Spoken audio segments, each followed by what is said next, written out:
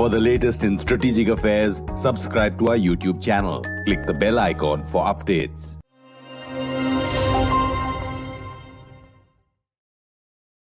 This is StratNews Global. I'm Amitabh. Revi. On the talking point, we're looking at the SCO Samarkand summit with Ambassador P.S. Raghavan, who's the chairperson of the National Security Advisory Board.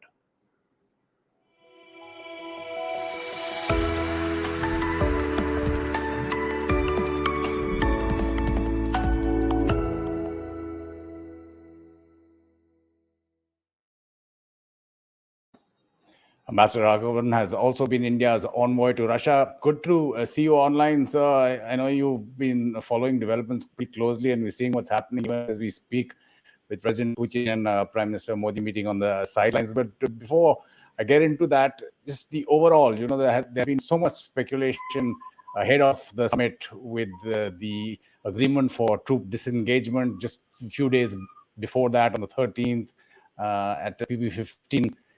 But India went with its message, whether it was for China or whether it was for the world, in terms of the relationship with China. We're not changing that at all. Good evening. Thanks for having me. Very valid point. I think everyone was looking to see whether a Modi-Xi meeting would take place or not. And they felt that this little bit of disengagement which took place, which was announced a few days ago, may have prepared the ground for that meeting. But I think there were too many, this was too little too late. And I think there are too many areas of friction for the meeting to be enabled without, in fact, criticism from all quarters that we are weakening. So I think the decision was eventually taken that perhaps the time is not yet ripe for a bilateral meeting. Correct. Like you're saying, too little, too late. But India's position, like you said, articulated many times in many different forums that the relationship with China cannot go back to normal until there's a normalcy on the LAC. But a lot of thought and planning seems to have been taken into the visit. For example, it wasn't a coincidence that the Prime Minister went in late. He wasn't there for the informal dinner. Of course, Xi Jinping himself wasn't there as well, reportedly because of COVID protocols. But India didn't want to take any chances in optics, whether they were conveyed domestically or to Xi Jinping or to the world, contrary to our stand, right? Well, that's difficult to say. Why he arrived at the time that he arrived is difficult to say. If leaders want to ensure the optics that they would like to project, they find a way of doing so. So I don't think he needs to arrive late for that reason. But anyway, I can't really comment on why he arrived at the time that he arrived. But it was very clear that they did not want to have a bilateral meeting which would convey the wrong message. As you rightly said, the External Affairs Minister has been very clear in saying repeatedly that the state of the border will determine the state of the relationship. And in that sense, I think there certainly wasn't sufficient progress on the border as the leadership felt to justify a meeting. Ambassador, India takes on the presidency next year. We'll talk about that later in depth. But you've talked a lot about those who are questioning why be in the SCO.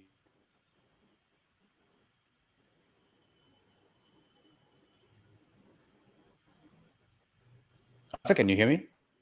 Yes, I can now hear you. I think I lost you a bit before. Yeah, I was just saying, why should India be in the SCO? There have been a lot of questions. You have been writing and speaking about it a lot for the many reasons that India should be in the SCO.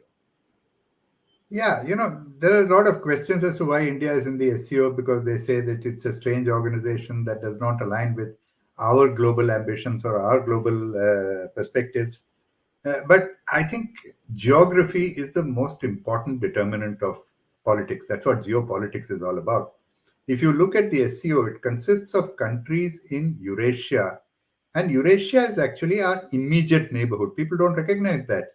If you take Pakistan-occupied Kashmir as a part of India, as you should, there is only a sliver of Afghanistan that separates Pakistan-occupied Kashmir from Central Asia. So it is really our immediate neighborhood, and what happens there impacts on our strategic interests. It impacts on our security interests, and that is an area which is really dominated by Russia and China. It is their dynamics that plays out there. You now have Iran joining the SCO. So, really speaking, if you want to keep a hold on the neighborhood, on our immediate neighborhood, SCO provides a vehicle for us to do so. But more than that, I think it also provides us a vehicle to develop our relations with Central Asian countries independently of Russia and China as well. That's another reason why we should be in the SCO, so that it facilitates these relationships. Thirdly, you look at the kind of external interest that is now coming into the Central Asian region. Turkey is here at the summit. In fact, the Prime Minister met President Erdogan. It's become extraordinarily active in the Central Asian region. It is emphasizing its Turkic links with the region. It already has very good relations with Afghanistan. It has very good relations with Pakistan. So that's a new actor, a relatively new actor in that area, which we need to keep track of. Iran, I already mentioned, is a member of the SCO from this summit onwards. So you're really looking at a space which extends from Central Asia to the Caspian and onward to the Caucasus, which actually our membership of the SCO enables us to be present in. And that is the importance of our membership of the SCO. Not that the SCO actually says that they support the NPT. All the members of the SCO, except for India and Pakistan, are signatories to the NPT, the Non-Proliferation Treaty. All of them, except for India, support the Chinese Belt and Road Initiative. And there are many, many other seeming contradictions in our membership of the SCO. Next month, we are going to have China and Pakistan, their armies, training in a joint exercise with India. It's called a counter-terrorism exercise in Manesar, in Haryana, which seems odd with the kind of face-off we have with both these countries. So all of these are contradictions. They're seeming contradictions, but there are larger geopolitical realities because of which we are there in the SCO.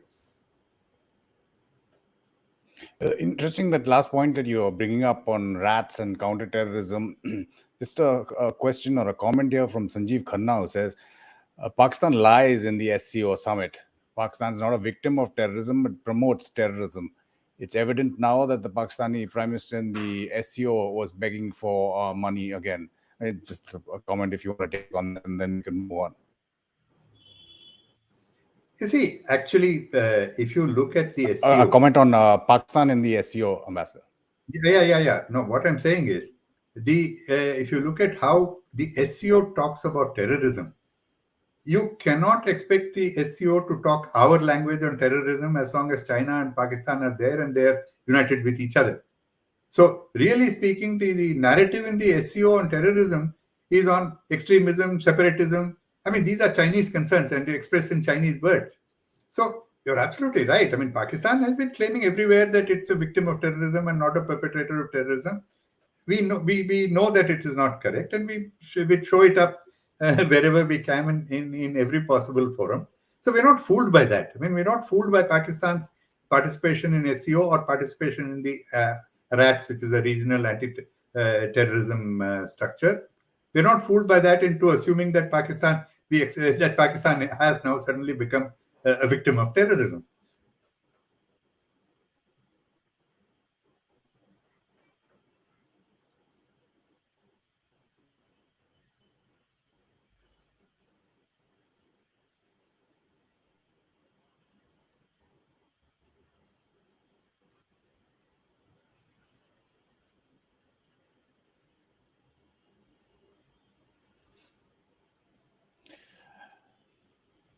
Right.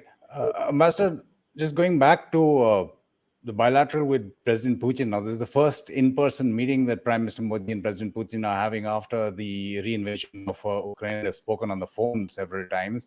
India's position has been consistent in terms of its independent position vis-a-vis what's happening in Ukraine. It's continuing to buy energy, oil from Russia. How do you see that relationship, the India-Russia relationship, almost a year since the invasion? It is quite evident from the what we saw on the television of the Prime Minister's opening statement in his meeting with Putin. He mentioned all the elements of the relationship.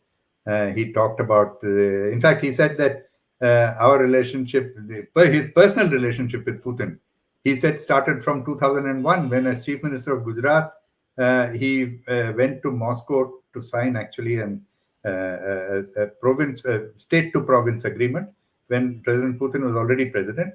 And he says from that time onwards, we've been interacting with each other till now. He talked about how the relationship, for decades, the relationship has grown and the India-Russia relationship remains strong.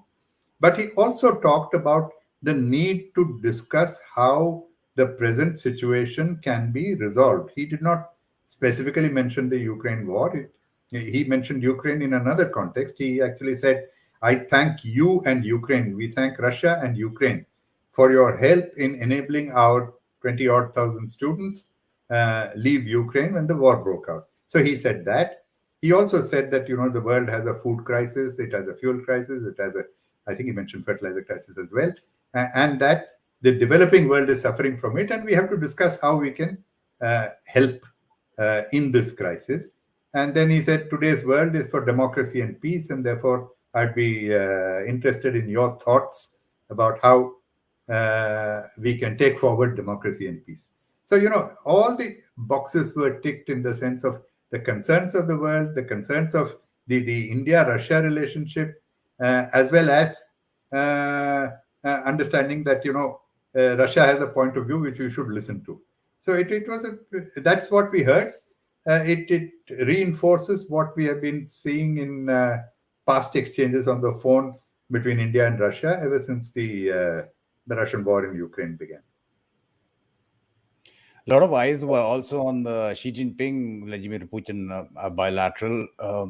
How do you see that no limits partnership moving? Look, that has been a strong strategic partnership for many, many years now. This no limits phrase has somehow caught public attention because it was said just before the Russian war in Ukraine. But they've said similar things time and time again in the past as well. It is a strategic partnership. Firstly, it is based on some common convergence of economic interests, which of course keeps the relationship going. But the real cementing of the partnership started from 2014 onwards, when Russia-West relations went into freefall after the annexation of Crimea.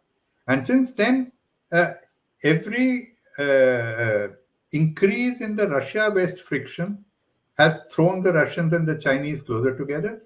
And when US-China friction also increased, that has further acted as a spur to a stronger Russia-China partnership, so that a strong economic partnership became a much stronger political partnership, and now it's also a strong defense partnership. So this is something that we have seen happening, and if you look at it, that is one reason why we have to keep monitoring the Russia-China relationship and keep close enough to Russia to ensure that the Russia-China partnership does not move in directions which can threaten our security and our strategic interests. Right, you're still waiting for more details on what really transpired in that bilateral. But talking about Iran, which you mentioned earlier, so Iran has reportedly asked India to, follow the same kind of policy that it does with Russia in terms of energy. If you are bypassing sanctions on Russian oil and buying it, why can't you do it with us? As a matter of fact, we are not bypassing sanctions Yeah, that's in right. any direction. There are no sanctions, and the West and the Americans in particular have also said that there are no actual sanctions on purchase of Russian energy.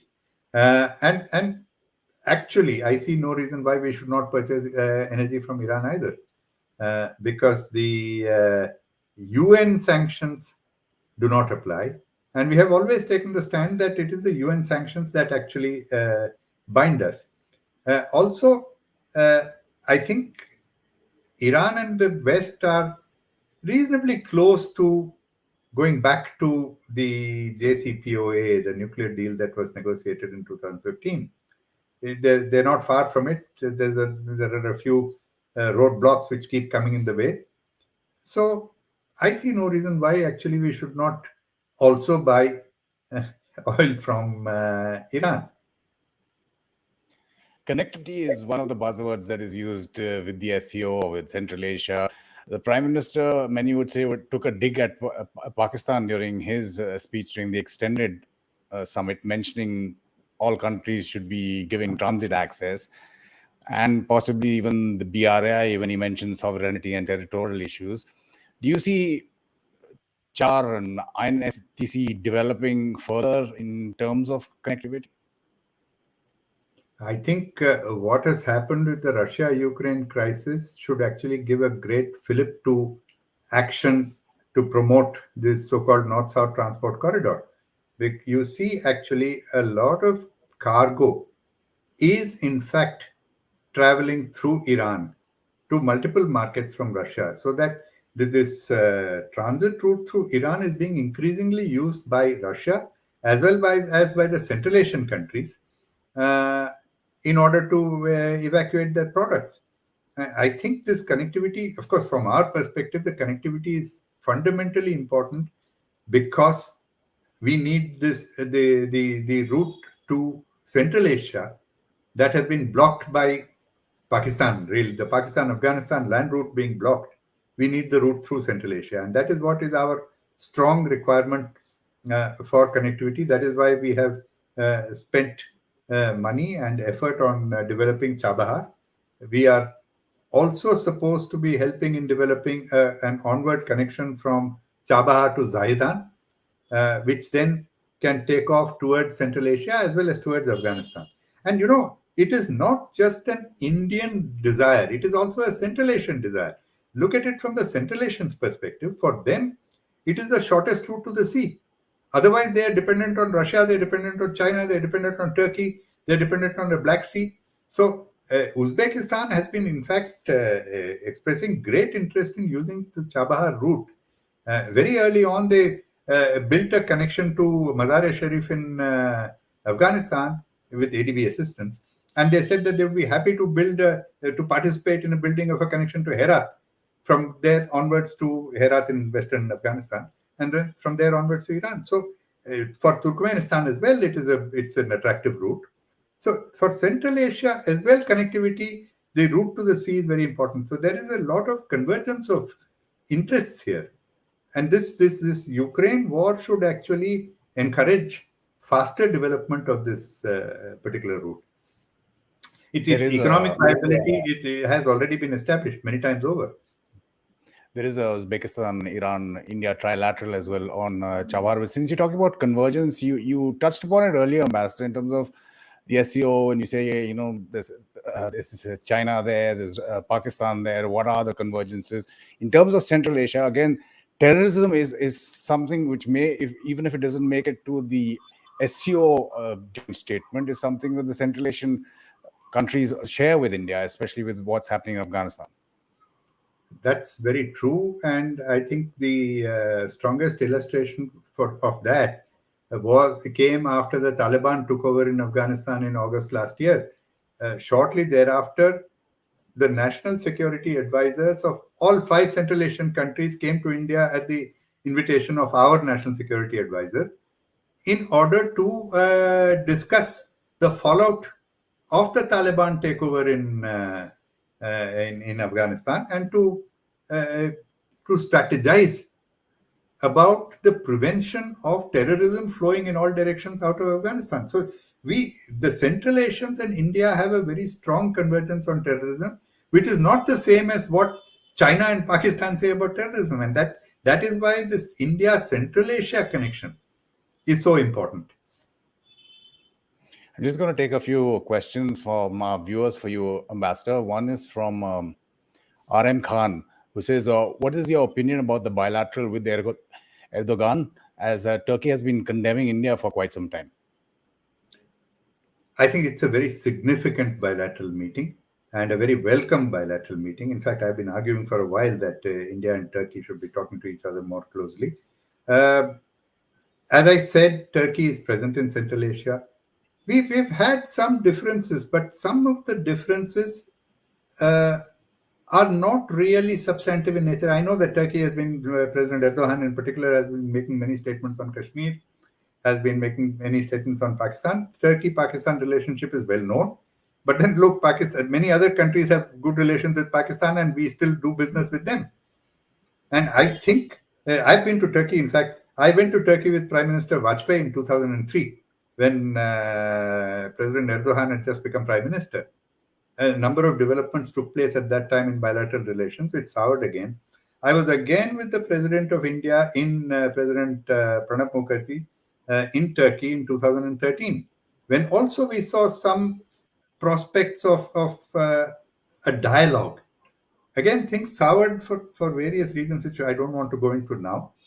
But if we see an opportunity, recently I think there was a bilateral interaction at the officials level. So that already the two sides have been making efforts to talk to each other. And in today's world and in today's churn, the geopolitical flux, I think it is in the interest of both Turkey and India to talk to each other. As I said, that region from Central Asia to Caspian to the Caucasus, and at the other end is Turkey. The other end of that region is Turkey. This is of great importance to us, and I think India and Turkey should be talking to each other about common interests, of which also there are quite a few. Jaideep has one for you, Ambassador. He says, always a pleasure to hear Ambassador Raghavan. I wish to know which one is less productive for India, SCO or BRICS? At least we get a dividend of connectivity with SCO.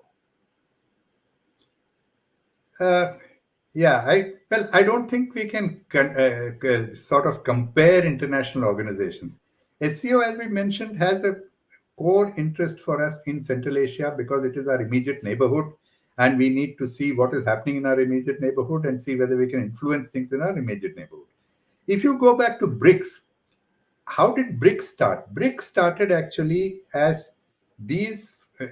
started as BRIC, not BRICS. Doesn't matter. The BRIC and then later BRICS was meant to try to find a space in the international economic and financial architecture for these large economies which were growing but did not get sufficient representation in the Bretton Woods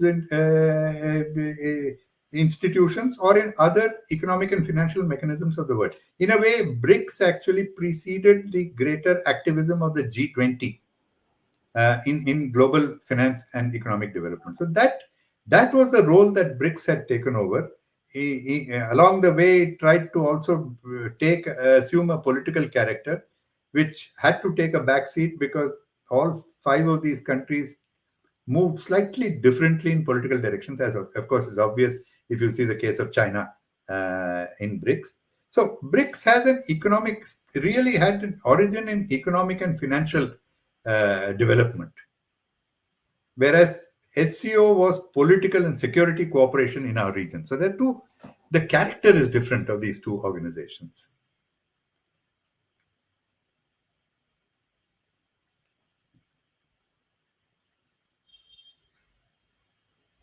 Another one from Varun Pratap, Ambassador, which contradictions between member countries on multiple issues can or how can the SCO be accountable to the West or West-dominated forum in the long run? I didn't actually get much of what you said, but I think the question was that how can we have a coordinated position in SEO when there are so many contradictions in the positions of the various countries. I mean, I mentioned in the beginning as well, the SEO has many contradictions within it. And however, there are also some things that the countries which are convergent in their interests about. Now, the hallmark of any international organization, any such multilateral grouping, is to see how you can move forward on items that unite you and how you sort of steer clear on areas where you have divisions. Actually, if you see any multilateral grouping, the position of all countries in that multilateral grouping is never totally congruous. They all have differences in their approach to various issues. What they do when they come together is to move forward on issues where they have common interests and quietly push aside the subjects on which they do not have common interests. That's what we try to do in the SCO and the BRICS and in the other organizations that we are part of as well. This is 100 rupee super chat from Chaitanya Naidu says, what do the Russians think about the Pakistani army supplying ammunition to Ukraine through the UK? Well, there are reports of a number of countries supporting, providing arms to Ukraine, and these days there are reports of a number of countries providing arms to Russia. And the Russians basically have to take things as they are. In this complex world today, if you look at what Turkey is doing, Turkey has actually supplied the most sophisticated drones to the Ukrainian army, and some of them in the initial stages appear to have caught the Russians by surprise and actually did destroy a lot of Russian military equipment. And yet you find when President Putin and President Erdogan talk, they embrace each other and they call themselves my brother and my comrade and so on and so forth. So it's a very complex thing. You know that on the one hand, your interests do not coincide there. Erdogan has never agreed to the Russian annexation of Crimea. He continues to say Crimea is not a part of Russia, it's a part of Ukraine. So there are countries learn to live with other countries regardless of very strong divergences in interest in certain areas, because they want to capitalize on the convergence of interest in other areas. That is, in fact, exactly the ground in which I'm saying that we should talk to Turkey. You're not going to wean Turkey away from Pakistan. But there are things that we can do with Turkey. So, similarly, I think we should understand in today's world, with the post-Cold War world, there is so much interlinking of interests and so many strands in different directions as countries try to maximize their economic strength and their political strength in the world. There is a range of multi-alignments. Well, multi-alignment is not quite the right word, but multiple partnerships, which are not always consistent with each other, except that all partnerships progress issues which they are jointly interested in. And these multiple interests, Ambassador, I mean, how we see India's strategic autonomy, whether you're in the SCO, whether you're the BRICS, RIC, you're a partner with the US, you're in the Quad. I too, you too. I too, you too. All of these. No, this is precisely the point. The point is that what we do in the Quad is really in our interest and in the interest of all the Quad countries. We are looking at security and a kind of equilibrium in the Indo-Pacific region, where all the other three countries are very strongly interested: Australia, Japan, and the US. But we are also looking at the Eurasian space, where, after all, our confrontation with China is in the Eurasian space. It's in the continental domain. Japan and Australia do not have a land border. So we have to protect our interests there. And what actually we have been able to convey to all our partners is that our partnership with the others are not impacting on our partnership with these. So in other words, our partnership in the Eurasian region is not actually impacting on the interests of the Quad countries.